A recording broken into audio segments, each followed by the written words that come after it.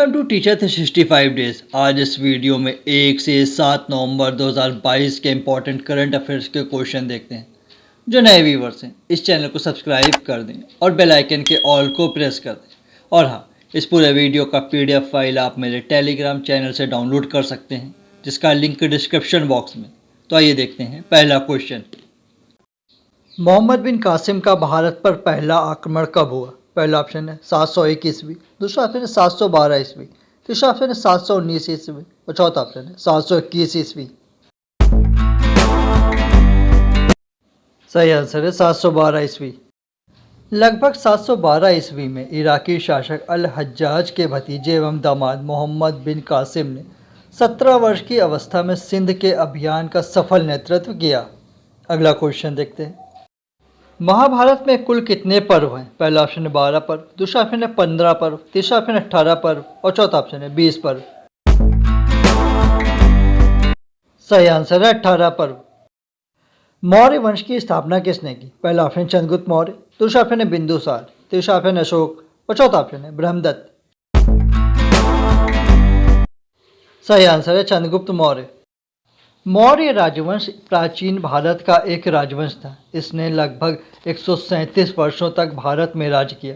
इसकी स्थापना का श्रेय चंद्रगुप्त मौर्य और उनके मंत्री आचार्य चाणक्य को दिया जाता है, जिन्होंने नंद वंश के सम्राट घनानंद को पराजित कर मौर्य वंश की स्थापना की। मौर्य वंश की राजधानी पाटलिपुत्र थी। अगला क्वेश्चन देखते हैं। कबीर दास का जन्म किस स्थान पर हुआ था? पहला ऑप्शन लुम्बिनी में, दूसरा ऑप्शन सारनाथ में, तीसरा ऑप्शन है वाराणसी में और चौथा ऑप्शन है पटना में। सही आंसर है वाराणसी में। कबीर दास का जन्म 1440 ईस्वी में वाराणसी में हुआ था और इनकी मृत्यु 1518 मगहर में हुई। ऐसा माना जाता है कि इन्होंने बचपन में ही अपने गुरु रामानंद से अपना सारा आध्यात्मिक प्रशिक्षण प्राप्त कर लिया था। एक दिन वह गुरु रामानंद के प्रसिद्ध शिष्य बन गए थे। अगला क्वेश्चन देखते हैं। निम्नलिखित में से किसके दरबार में तेलुगु साहित्य के 8 सर्वश्रेष्ठ कवि रहते थे? पहला ऑप्शन है वीर नरसिंह, दूसरा ऑप्शन है कृष्णदेव राय, तीसरा ऑप्शन है भीमसेन और चौथा ऑप्शन है इनमें से कोई नहीं। सही आंसर है कृष्णदेव राय।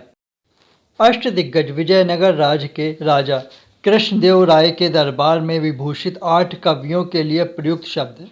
कहा जाता है कि इस काल में तेलुगु साहित्य अपनी पराकाष्ठा तक पहुंच गया था। कृष्णदेव राय के दरबार में ये कवि साहित्य सभा के 8 स्तंभ माने जाते थे। अगला क्वेश्चन देखते हैं। शेरशाह सूरी का मकबरा किस स्थान पर बना है? पहला ऑप्शन उत्तर प्रदेश, दूसरा ऑप्शन है बिहार, तीसरा ऑप्शन है कर्नाटक और चौथा ऑप्शन है महाराष्ट्र। सही आंसर है बिहार में। शेरशाह सूरी उर्फ फरीद खां का जन्म भारत में हुआ था। शेरशाह सूरी ने हुमायूं को 1540 ईस्वी में हराकर उत्तर भारत में सूरी साम्राज्य स्थापित किया। शेरशाह सूरी ने पहले बाबर के लिए एक सैनिक के रूप में काम किया था। शेरशाह सूरी का मकबरा बिहार राज्य के सासाराम में स्थित है। अगला क्वेश्चन देखते हैं। पुरंदर की संधि के अनुसार शिवाजी ने अपने कितने किलों को मुगलों को दिए? पहला ऑप्शन है 10 किले, दूसरा ऑप्शन है 15 किले, तीसरा ऑप्शन है 18 किले और चौथा ऑप्शन है 23 किले। सही आंसर है 23 किले। शिवाजी ने जून 1665 ईस्वी में मुगल सम्राट औरंगजेब के सेनापति जयसिंह के साथ पुरंदर की संधि की थी। इस संधि के अनुसार शिवाजी को 4 लाख हुण वार्षिक आमदनी वाले 23 किले मुगलों को सौंपने पड़े थे। अगला क्वेश्चन देखते हैं। निम्नलिखित में से किसने कोलकाता की स्थापना की? पहला ऑप्शन जॉर्ज चार्नॉक, दूसरा ऑप्शन हॉकिंस, तीसरा ऑप्शन लॉर्ड रीडिंग और चौथा ऑप्शन इनमें से कोई नहीं। सही आंसर है जॉर्ज चार्नॉक। पश्चिम बंगाल की राजधानी कोलकाता की स्थापना जॉर्ज चार्नॉक ने 1660 में की थी। ब्रिटिश शासन के दौरान कोलकाता ब्रिटिश भारत की राजधानी थी। कोलकाता को लंदन के बाद ब्रिटिश एम्पायर का दूसरा सबसे बड़ा शहर माना जाता था। इस शहर को किसी ज़माने में पूरब का मोती के नाम से पुकारा जाता था। अगला क्वेश्चन देखते हैं। इस्लामी रहस्यवादी आंदोलन को कहा जाता है? पहला ऑप्शन है सूफी आंदोलन, दूसरा ऑप्शन दीन इलाही, तीसरा ऑप्शन तौहीद इलाही और चौथा ऑप्शन इनमें से कोई नहीं। सही आंसर है सूफी आंदोलन। भारत में सूफी आंदोलन की स्थापना 12वीं शताब्दी के उत्तरार्ध और 13वीं शताब्दी में भारतीय सामाजिक और धार्मिक जीवन को सूफी मत ने प्रभावित किया। पर भारत में इसके प्रभावी होने के कई दशक पूर्व मुस्लिम देशों में सूफी आंदोलन एक संगठित रूप ले चुका था और कई मार्ग या तरीके या सूफी संप्रदाय कायम हो चुके थे। अगला क्वेश्चन देखते हैं। माई एक्सपेरिमेंट विथ ट्रुथ के लेखक कौन है? पहला ऑप्शन राजीव गांधी, दूसरा ऑप्शन है महात्मा गांधी, तीसरा ऑप्शन सरदार पटेल और चौथा ऑप्शन है इंदिरा गांधी। सही आंसर है Mahatma Gandhi. My experiment with truth के लेखक मोहनदास करमचंद गांधी थे। महात्मा गांधी ने इस पुस्तक को सत्य के प्रयोग के नाम से मूल रूप से गुजराती भाषा में लिखा था। यह गांधी जी की आत्मकथा के रूप में प्रसिद्ध है। अगला क्वेश्चन देखते हैं। बंगाल तथा बिहार में स्थायी बंदोबस्त व्यवस्था आरंभ किया। पहला ऑप्शन है विलेज अली ने, दूसरा ऑप्शन है वॉरेन हेस्टिंग्स ने, तीसरा ऑप्शन है कॉर्नवालिस ने और चौथा ऑप्शन है डलहौजी ने। सही आंसर है कॉर्नवालिस ने। स्थायी बंदोबस्त अथवा स्तंभरारी बंदोबस्त ईस्ट इंडिया कंपनी और बंगाल के जमींदारों के बीच कर वसूलने से संबंधित एक स्थायी व्यवस्था के लिए एक सहमति समझौता था, जिसे बंगाल में लॉर्ड कॉर्नवालिस द्वारा 22 मार्च 1793 को लागू किया गया। अगला क्वेश्चन देखते हैं। बारदोली सत्याग्रह के नेता कौन थे? पहला ऑप्शन सरदार पटेल, दूसरा ऑप्शन है महात्मा गांधी, तीसरा ऑप्शन है मौलाना आज़ाद और चौथा ऑप्शन है सुभाष चंद्र बोस। सही आंसर है सरदार पटेल।